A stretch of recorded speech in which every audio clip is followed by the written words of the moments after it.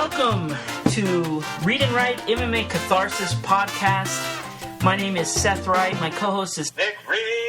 You are listening to the most important mixed martial arts podcast in North America. Let's keep in mind that North America encompasses not only the United States of America, but also the United States of Mexico and also Canada. We've got a ton of material to get to today, so we're just going to dive right into it. We're going to do a fact check from our last podcast, and maybe we can call it an apology. We spoke about what MMA fights kind of inspired us to follow the sport, and I mentioned that I watched Frank Shamrock versus Tito Ortiz 3, when in fact it was Ken Shamrock versus Tito Ortiz 3. It's embarrassing, but it's also the reason why you listen to us, because you want real. With that said, Nick, do you have anything you want to fact check? No need to fact check on my end, Seth. No need to fact check. Let's do a post-mortem on UFC Dublin. Sure. UFC Dublin, that card, I think on paper fell apart after the last podcast. They lost the headliner, Dustin Poirier fight, and Joe Duffy fight, and they lost the heavyweight fight. Well, do you think that if Poirier and Park fought, that would have made it, or sticking with the card that you had is just the way to go?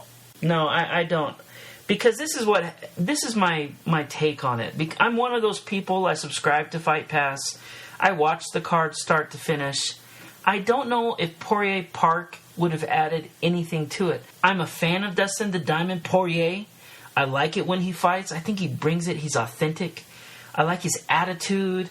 I like how he treats his opponents before and after the match. What the UFC Dublin card proved is what you said, Nick, the very first podcast, is that you're going to watch the card for the fights to discover who the fighters are. I think nothing matters after this card. I don't think anything was really decided on this card. I don't think that there's any kind of unintended consequences or benefits for the fighters.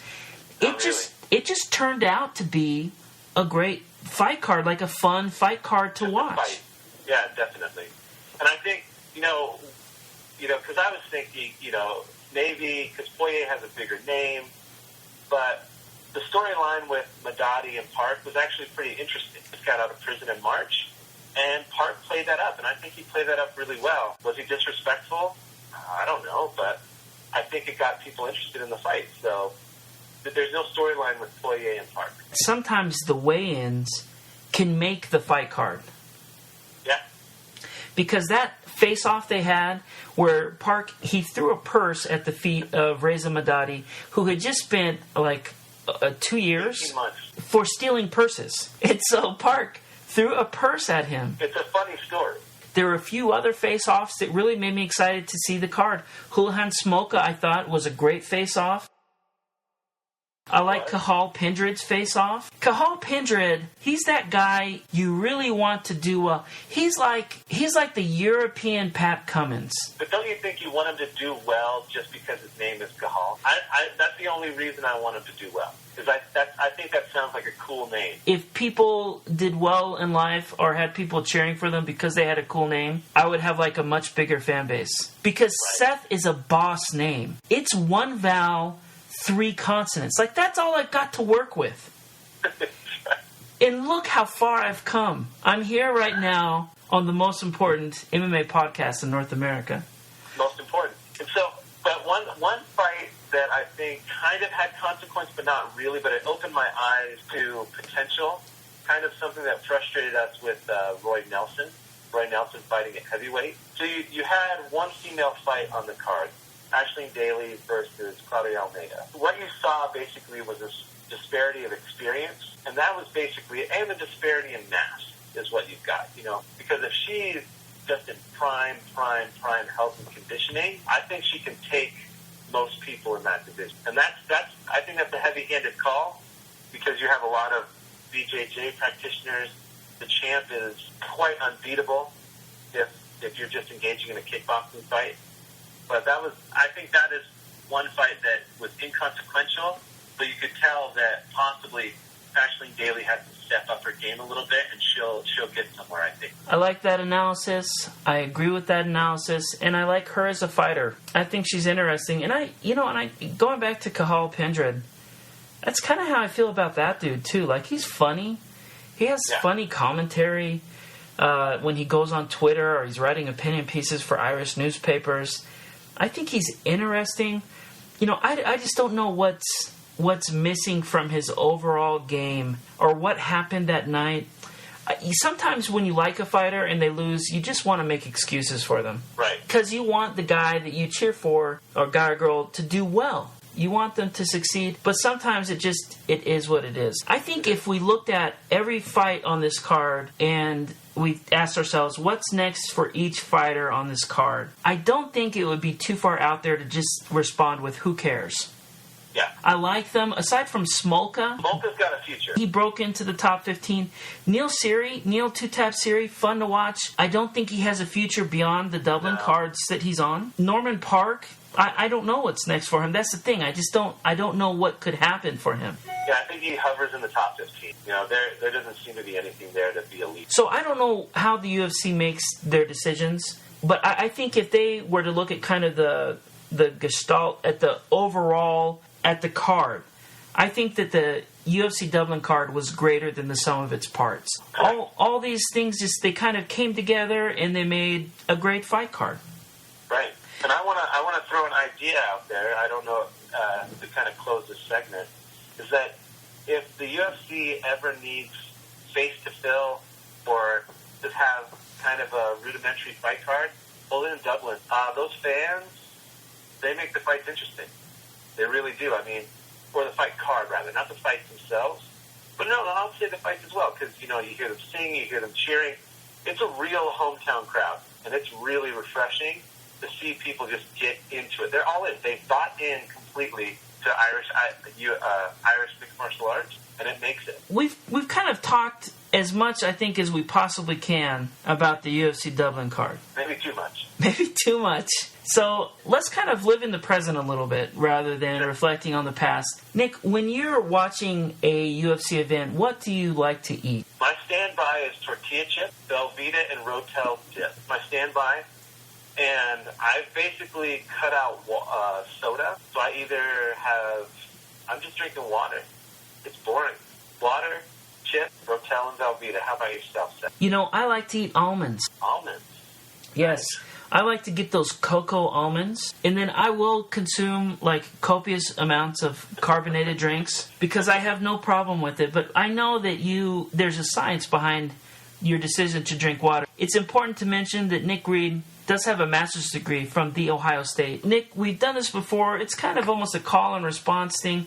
I'm going to read some headlines, and I just want to get your, off-the-cuff, official Nick Reed response to the headlines and the things that are going on in mixed martial arts today. Okay, I'm going to go to MMAmania.com. This is the home of Jesse Holland. He's a journalist on MMAmania.com, and he is the king of clickbait headlines. I just want to mention that because that's literally one of the reasons why I go to that website is to read his headlines.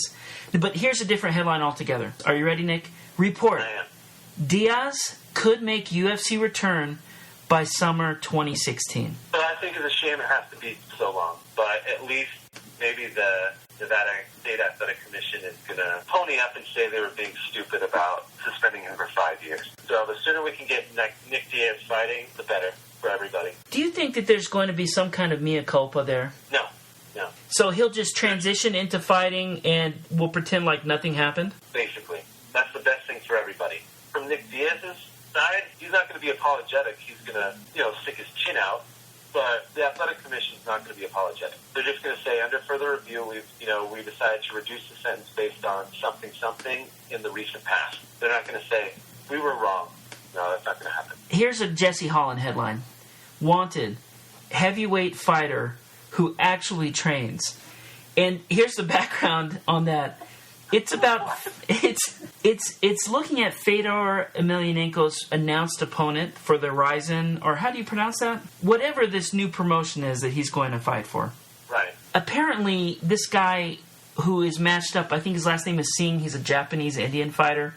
Mm-hmm. He was matched up in the Deep organization for some kind of title fight. He won it by TKO in the second round. However, he did not look impressive at all, and he looked out of shape. Right. So the people who are making decisions for this new, not organized organization are thinking that maybe there's a better opponent for Fedor. Right. Hence the headline, wanted heavyweight fighter who actually trains. Right. Yeah, so, I don't know. I think it's something that we should look up and see if we can figure out a matchup for Fedor. Let's put that on the docket for our next podcast. Let's look at the top 10 fighters who are eligible to fight against Fedor Emelianenko. Now, what's our pool of fighters? Is it anybody who is participating in any combat sport, like any boxer, any kickboxer, any sumo wrestler? How open are we doing? As long as they're eligible to fight Fedor, then they can go on the list. Perfect. I think that's great. So, Bob Sapp, you're about to make an appearance on our list. Because we know they love you in Japan. Oh, they love him. We all love him. In a way, Bob Sapp and Fedor Emelianenko are not too different. Both of them are looking for a situation that favors them. I was going to say there's three short things: death, taxes, and Bob Sapp coming to fight and losing. And getting paid. Let's throw that in there. Getting paid. Dude's getting paid. He is collecting those checks. Cream, man. Cream. Cash rules everything around me. Okay, UFC Center. This is the headline. Sorry, let me reread it. UFC Center? Question mark? Again, this is from MMAmania.com. This is a Jesse Holland headline. And it looks like the UFC wants the brand new state-of-the-art arena that they're building in Las Vegas to be called the UFC Center, and they want it named that in time for the UFC 200 card. What do you think about that? Well, I think it's bad taste, but it also is reflective of the UFC brass and everything. They want everything. So they want ownership of everything. They want control of everything. So it's not a surprise. It's just bad taste. There's not an NBA stadium. There's no league that has its own stadium. So, but it's not surprising, like I said. UFC, they're egotistical. And I'm not saying this in a negative light. That's just how they are. They're arrogant, egotistical, and they want control of everything. And they do, and that's fine. Arrogant, egotistical, they want everything. I feel like, once again, you're describing our children. One thing that I was thinking about today was if the UFC is moving towards corporate partnerships, sponsorships, etc., that maybe there is something down the pipeline of, you know how they have, in team sports, you've got baseball players, baseball teams, football teams playing against each other, and they've tried in The Ultimate Fighter having two gyms competing against each other. I don't know if I'd be surprised if we kind of get into an international fight league type thing where they have different teams competing against each other on fight cards. There's going to be some kind of restructuring. Right. I think specifically of the belts. I think they're going to add a weight class. I think they're going to create some kind of European championship. I think they're going to do something to create more stars. What about the Intercontinental Championship? Championship? If only there was a Mr. Perfect to be the perpetual Intercontinental Champion. Okay, so I want to kind of queue up our discussion for next week without going too deep into it. We do have another UFC Fight Night card coming up, Belfort versus Henderson. It's on the 7th of November. It's got some fights that you want to watch, but do you know that they're happening? Here's how I feel. Henderson, Belfort 3, the subtitle will be, Why is this fight happening again? It's kind of like another inconsequential fight. And honestly, I don't feel like there's anything that was left unresolved. One fight that I am excited for is Glover Teixeira. Am I saying that right, Nick? I would say Glover. Yeah, Glover. Glover, and how do you pronounce his last name? Teixeira? Teixeira. So you say it faster, Glover Teixeira. Nick, this fight card is taking place in Brazil. Mm-hmm. And it's possible that someone from Brazil is listening to our podcast right now. Would you like to give a message, just a short message to our Portuguese-speaking listenership? Next time. I think another card that might be better than UFC Fight Night is the Bellator 145 card. Tell me more. Who's fighting on that card? Well, you're going to have Patricio Freire fighting, Daniel Strauss for the title, Will Brooks versus Marcin held for the title. Bobby Lashley versus James Thompson. Chandler versus David Rickles. Justin Lawrence, former UFC fighter. I mean, there's a lot of former UFC fighters in Bellator.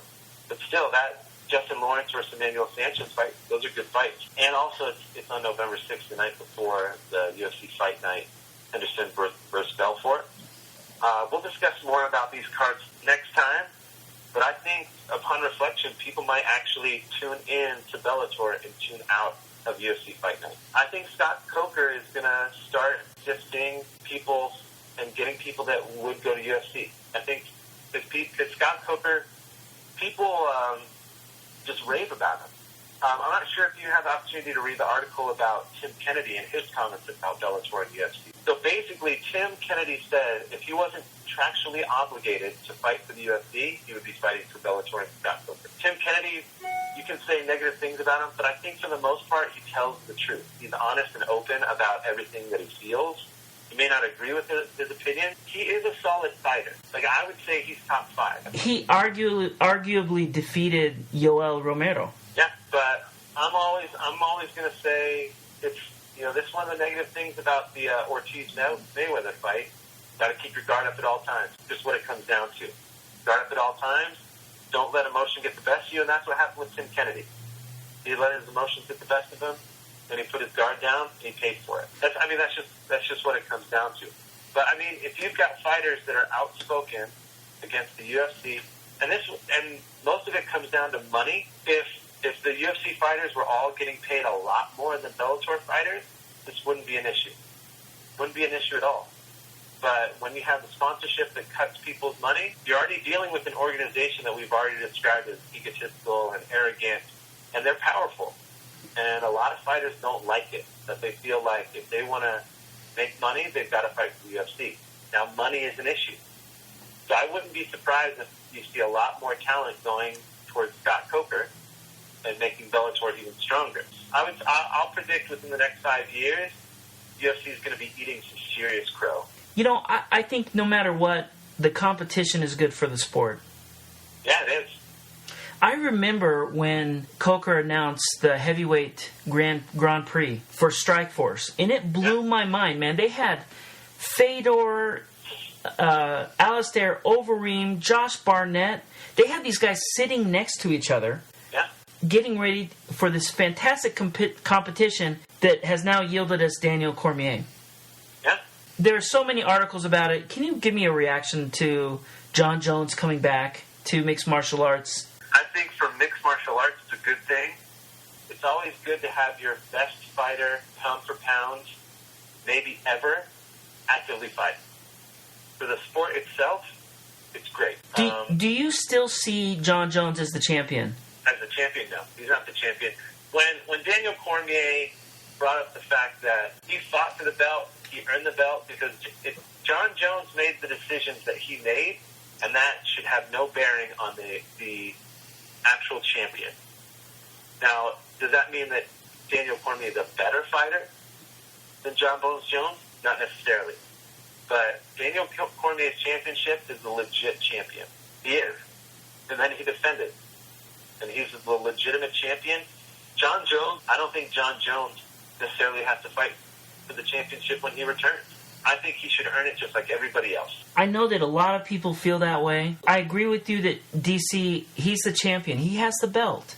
He's legit. He did the right things to earn the belt, and he defended his belt against a fantastic opponent. Oh, yeah. I do like the idea of Jones coming back and fighting DC, mainly because it's not going to be the same fight that we saw the first time. DC is a different fighter. His body has transformed. His confidence in the weight class has transformed. Right. Let's see how that translates when he squares off against arguably the best fighter in the universe. And one thing that's funny is if you, Alexander Gustafsson made a comment about when he was fighting Daniel Cormier, and how he picked him up and threw him down on the mat. Yeah. He said that, I think he saw the mat and he saw the ceiling. That was his experience. But one of the things that I think is kind of beautiful about that moment is there's got to be a certain amount of peace involved with getting lifted off of your feet, seeing the mat, and then being thrown in the air slowly before you hit the canvas. There's got to be some moment of peace and comfort and enjoyment, because are you prepared to get smacked against the canvas? I think that's really the only way you can prepare, is just having a moment of peace. I think that is a very optimistic view of what happened. When would the peace come exactly? Like when a man has his arms wrapped, lifting you up by your crotch? Right. Or when you're crashing down to the ground. You know what, though? I think that you may have hit upon something. If this is the moment that he's thinking back on, if that's the moment that made Alexander Gustafsson say, I felt like a one-dimensional fighter against these guys, against the top tier, then that is a kind of piece that has been brought to him that's giving him direction on where he could go to possibly legitimately contend against these three guys who have defeated him. Right. I have a question for you. We call it mixed martial art. You would assume that these people they're mixed martial artists. Like there's something artistic about it. A lot of the fighters, I think their styles aren't very fluid, aren't very beautiful, aren't very artistic. Just quick response, who do you think is their style, not style, but how they fight is the most artistic? I think that that's maybe another list that we can explore, because it brings up the another question of what makes someone an artist. Right. I think that if they're mixed martial artists, then every time they compete, it's almost like they're painting something. They're creating a song, or they're writing a novel. So maybe what makes a mixed martial artist, the artistry, is when they perform, when they fight, we revisit that fight. And that's the gauge of what makes a mixed martial artist an artist, because we keep going back to it. But then again, if I use that same criteria, that means every street fight I've ever watched on World Star Hip Hop makes all those guys artists, right?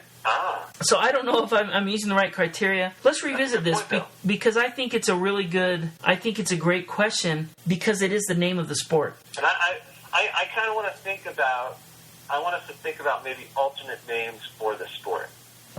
Mixed martial art. I kind of like the idea. What do you think about the idea of calling it open fighting? Like, it's open to any style, it's open to any whatever, but just open fighting. Mixed martial arts, I guess. But I think it leaves you wanting. Once again, this is the reason why you listen to the most important MMA podcast in North America, because you hear things here that you will never hear anywhere else. Do you have a friend named Nick Reed? Now you do. Right. We're humans, and we need to be loved, just like everybody else does. That's right. Thank you, Morrissey. We want you to participate with us. You are our listeners. We want to know what you're thinking. We want to know what your opinions are. Find us. We're on Facebook. Join our group. We're on YouTube. We're on MMAFanUnion.com. We're going to be on a podcast site very soon, so that you can download and you can take us with you and listen to us. We want a relationship with you. Right.